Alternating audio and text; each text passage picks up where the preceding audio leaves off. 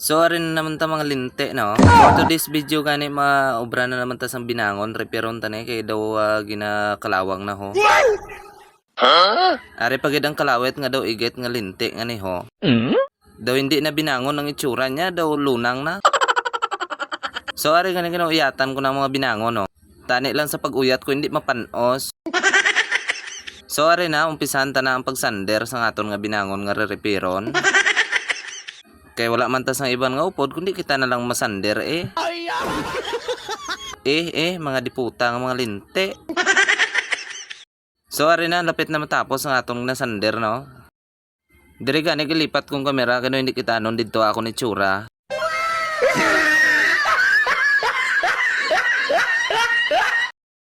So ari nang kalawit nga daw iget nga daw lunang itsura.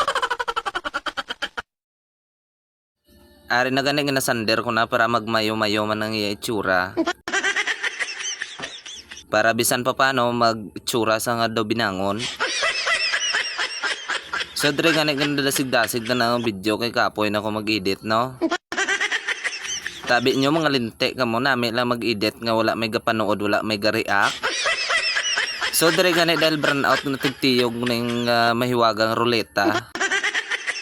Para nga magkahangin ang amon nga dapog nga mahiwaga.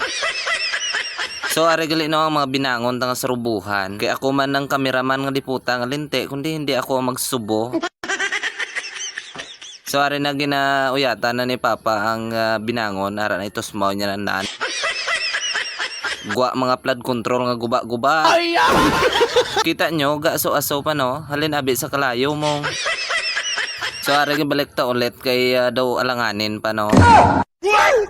So dire gani patapos na nga aton nga obra no. Alright, papuli na ta. Ari na ta subong sa may balay no. Dire ko na ipakita ang mga hindi dapat makita ara ang binangon no. Pakita ko sa inyo.